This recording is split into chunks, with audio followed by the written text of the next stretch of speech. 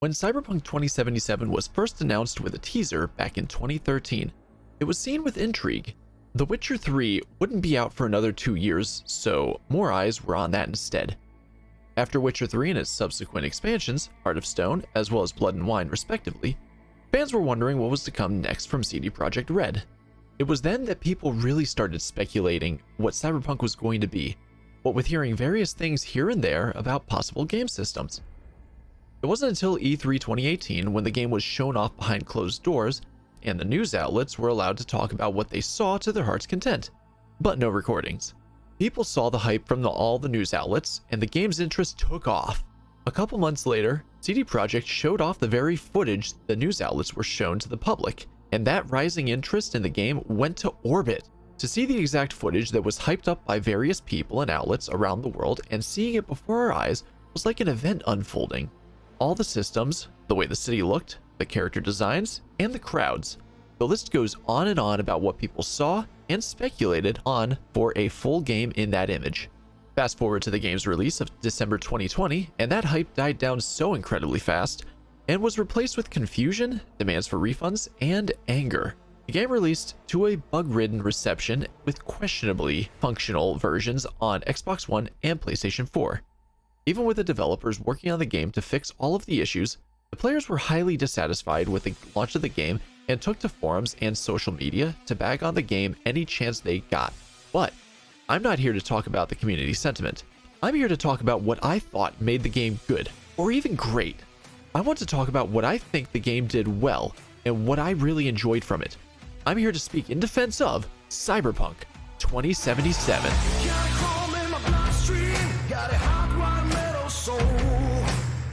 I'm craving serious action, not the smack rap rock and roll. Seeps the best in the top, riding how my sluts are shot. Metal burning neath my skin, I'm chipping in. Alright, full disclosure here.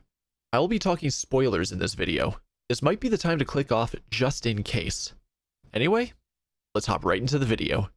To start this all off, let's talk about the various parts that make up the game, starting with the main concept of video games: gameplay.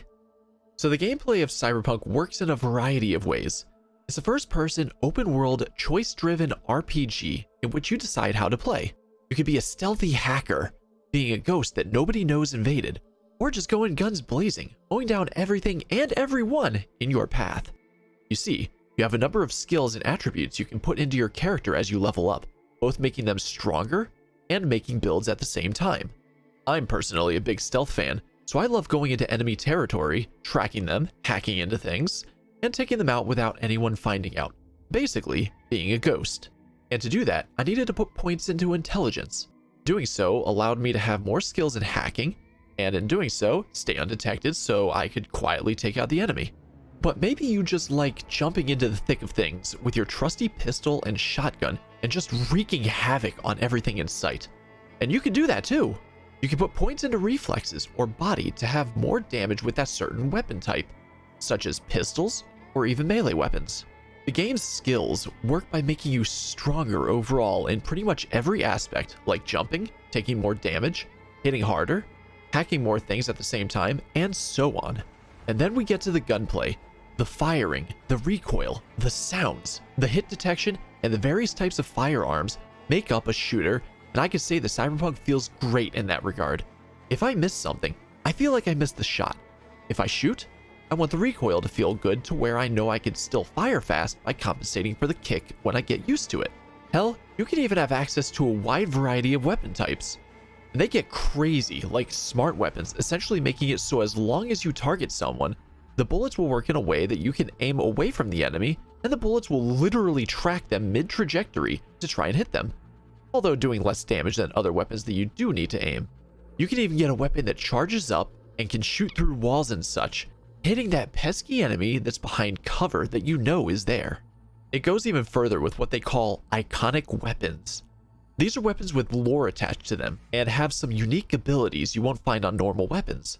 They even have some funky ones like Skippy, the gun that talks to you. New fingerprints detected. The fuck? Increasing volume by 33%. New fingerprints detected. or cool ones like Johnny Silverhand's pistol, the Malorian Arms 3516.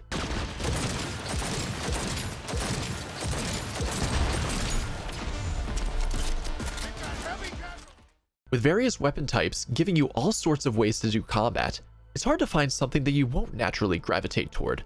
I myself tend to lean towards powerful pistols and snipers to get the job done, and there are plenty of them in the game, and each look, sound, and feel unique. Pistols with 1 shot, 3 shots, shoot through walls after charging it up, watch your bullets fly around the walls to hit your locked on target, and so on. And that's just one category of weapon type. The point is, the gunplay is solid, the weapons are unique, the skills are plentiful and useful, and work in a ton of play styles, and that's what matters. You also have access to various different cybernetics to put onto V. These will fundamentally change how you do combat and traverse the world, such as adding a double jump to your arsenal for in and out of combat maneuvers. You can also add cybernetics that will make it so you're immune to electric damage.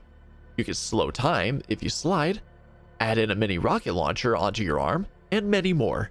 It's a very versatile system that will work with how you want to play and very cyberpunk in design. Driving is also a thing that you can do in the wide open world of cyberpunk.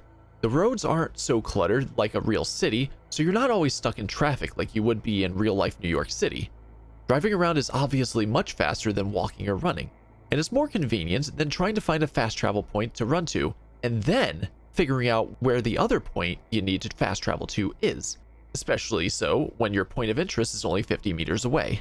Boss fights are also a thing in this game, and I like how they are designed overall. You'll see the boss's health bar on your screen, and they'll typically be beefier overall than the average enemy you'll find in the world. They're harder to beat, have unique designs and even mechanics. Some even change how they fight depending on how low their HP gets. They can give you a real run for your money sometimes if you're not prepared. Many different things to do and enjoy in this world overall. Gameplay-wise, it's a solid experience, and that checks plenty of boxes for my enjoyment. Next up, let's talk about the world of Cyberpunk. If you've ever played a game that has had an immersive world with believable locations and setting, then Cyberpunk will fit that bill too. Night City is a city in all aspects with its own boroughs as well. They all have their own gangs and personalities, like the Cybernetic Enthusiasts Maelstrom, which operates in the district of Watson, and even the American-themed 6th Street Gang, who operate in Haywood. Each and every district has its own personality, and even subsections inside of them. Pacifica is a ruthless place that's run by the mysterious Voodoo Boys, but the district was originally supposed to be a big vacation resort area for the filthy rich before the investors all pulled out at the last minute, letting the place fall to pieces. Japantown is a sub-district located in Westbrook, and it has all sorts of Japanese themes in it. If you go outside of the city, you enter the Badlands, which is a lawless zone where clans of people are all out there living in camps, trying to make it by doing odd jobs, smuggling, and even causing wars with each other. The world is populated, knows what its setting is, and runs with it. It tells you stories via logs, computers, and even visually by the architecture in the various areas.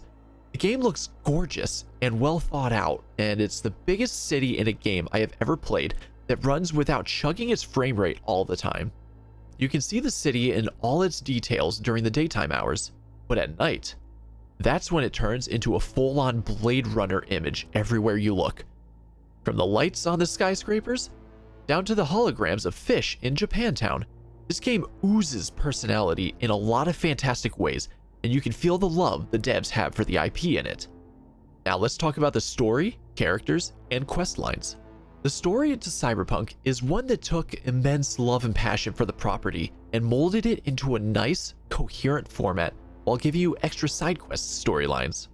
You play as V, a character trying to make it in a city of dreams and death, through a number of trials and tribulations, putting them at rock bottom to see them rise up.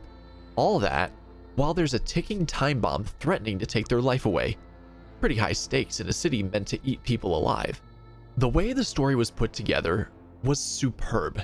You had twists and turns, epic highs, and the deepest lows as you watch V slowly mold into someone who can take anyone or anything down and come out on top. V meets all kinds of people in Night City, making allies and enemies alike. Allies like Jackie Wells, a man with a dream of becoming a legend in Night City, and Panam Palmer, a woman whose relationship with her clan in the Badlands has become very questionable at best. Allies like Jackie and Panam help V in various ways and help drive the story forward with the decisions they and V make up until the ending of the game. Speaking of the game's ending, did I mention it has multiple endings? Because it sure does. You, as V, get to choose what you do in the final mission. You can choose who to side with, or, if you did it right, go in completely solo and make it even harder. As an example, as you play through the game, you meet certain people, make allies. They have friends and groups that you can take into the final mission with. You're given good reasons as to why you should side with each of these groups to help you out, as well as downsides and reasons you might not want to take them in with you. You also have a very good reason to do the mission in general, as the story's been leading up to that ticking time bomb in you for a long time now, and that would be the climax of where it all leads to. All your choice. The characters of the game feel real. They have believable desires and goals, and their respective actors' outstanding performances really sell them well. Even the side quest characters are done incredibly well, like the Perales couple, who have a story that leads to one of the biggest mysteries in the game that has players speculating to this day about what all happened and what it was leading to. My time playing the game and seeing these characters and their actors' performances just really helped to sell to me how human they all feel in a world made out of metal. You can see what these characters are going through in their stories, as well as their pasts, and the writing team really went the full extra mile to make them feel real and believable. From their stories, all the way to what they wear and how they conduct themselves. The characters all have goals and even good visual designs. Going back to the Perales couple, let's talk about their questline. Jefferson Perales is running for mayor, and his wife Elizabeth Perales hires V to help investigate a matter for them. Sounds pretty run-of-the-mill side quest, right? Wrong. You then find out that there's something much bigger going on behind the scenes that even the Peraleses weren't aware of. The farther you get in the investigation, the more and more it starts to feel like you've stepped your toes into something much bigger than you, the Peraleses, or even Night City as a whole. The more you find out, the more questions you have. The choice you have at the end of it isn't an easy one to make either, and so it puts so much weight into the story for you as you experience it in your own way. Do you make a decision that might risk the lives of these two you've come to know? Or do you lie about this full-on conspiracy to save them, but risk the future to the unknown? Honestly, that questline was so perfect in my opinion that it could elicit a whole video game storyline in itself. The mystery, the intrigue, the conspiracy theories that come from it are absolute top-notch writing. I remember when people were talking about how The Witcher 3 had side quests that felt like main story questline level writing. The Perales questline, while probably my favorite, is just one of Cyberpunk's versions of that level of side quest, and I cannot recommend it enough when you see it pop up. Moving on from that, Night City has lore behind it in a well-established story. It has had time to develop into what it is for decades now. It has legends like Morgan Blackhand, Adam Smasher, and even Johnny Silverhand, people who are at the top of their game or even perish mid-operation, which ends up being huge news the world over. Mega corporations make up a huge amount of power in the world and often fight one another for various reasons, and on top of that, you have some of those legends going out of their way to fight back against some of the corps. Finding the lore in Cyberpunk just feels like a huge rabbit hole. Every time I find something of interest, it just keeps going deeper and deeper. It almost makes me wonder just for what from Cyberpunk 2077 will be made lore in the future of the property itself. The story was written with the original creator of the Cyberpunk property himself, Mike Pondsmith. His world is fleshed out, the characters are believable, and there's plenty of story, mystery, and intrigue to keep the fans talking. In terms of writing, I love it. But alas, we must continue. The graphics and art style of the game are top-notch with the best computer rigs. When you add in ray tracing, the game looks drop-dead gorgeous. The main characters all have very distinct looks to them, where you can tell who they are and likely what they've been through at first glance. After all, the human race is very judgmental at first glance. Even a ton of side characters, ones you'll go to once, talk to them, do a quest even, and never look back. You can see from what they're wearing, what cybernetics they have visible, and how they carry themselves to what kind of person they are on the surface. And that's a great thing. From the garbage on the streets to the overall imaging of the various districts in the Badlands. The devs knew what they wanted the game to look like and how to achieve it. Add in the highest level of graphics and you have one beautiful game on your hands. I've gone from one district of the city to another, and like I said before, about them all looking different, the various looks and designs of each location are enhanced by the visual art direction. I've had a large number of times where I was just driving along in the city and had to stop and take a screenshot because something looked fantastic in my eye. From the design of Night City at night, being very Blade Runner-esque, to seeing the beach in the early morning sunrise, so many things look fantastic and picture perfect. Honestly, there's so many people that post screenshots from the game on the subreddit and on Twitter that I've seen that look absolutely incredible. And finally, let's talk about the music of Cyberpunk 2077.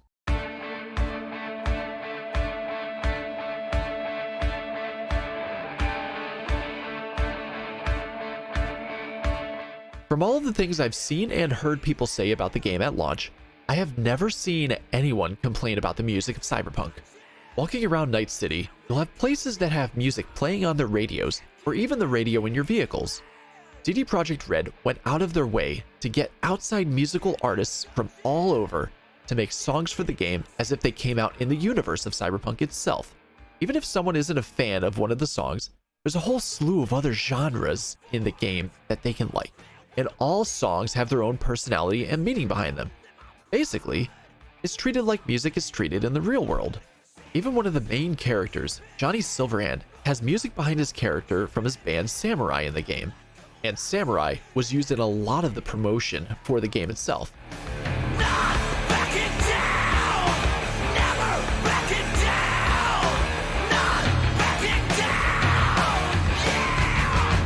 The amount of songs in the game is staggering, from genres like heavy metal to that of K-pop. There's music for just about everyone in this game. My personal favorite is a song quite literally called Night City.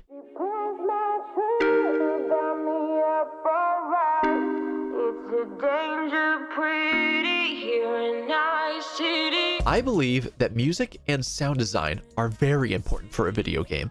It can help make or break a game in a variety of ways. Regardless, this is definitely a point in Cyberpunk I believe that helps it excel in a sea of games we have access to on a daily basis. In closing, these are the reasons I believe make Cyberpunk a great experience. I know that overall sentiment of the game on the internet is very negative, but I believe it's a real diamond in the rough. Opinions of others that one looks up to or associates in a close way to one's ideas on various topics can definitely be powerful. But I've learned to look at things myself as well as see what others think of something before judging. Cyberpunk 2077 may not be perfect, but that doesn't mean that there isn't good to be found in it. Thank you guys so much for watching. I very much appreciate you taking this time.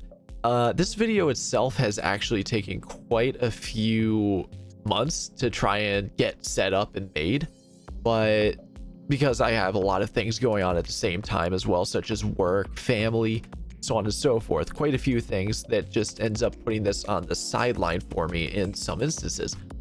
But I can finally, like, I seeing this come out now just feels so good, and I very much appreciate you guys taking this time to take a look at this video, see what you think, so on and so forth. Thank you all. Thank you so much. And I am going to be continuing with trying to make videos, videos talking about video games and stuff like that, the industry. But I'm also thinking about trying to turn this into a series, this whole In Defense Of, and then insert game here. And we'll see what happens with that. And once again, thank you guys so much. I can't thank you guys enough for this. You can follow me here on YouTube. You can follow me on Twitch. I stream there sometimes. I tweet a lot on Twitter. And I also have a Discord server. And all of the links will be in the description of this video. Thank you guys so much for watching. I appreciate you all. And I hope you guys have a good one. Adios.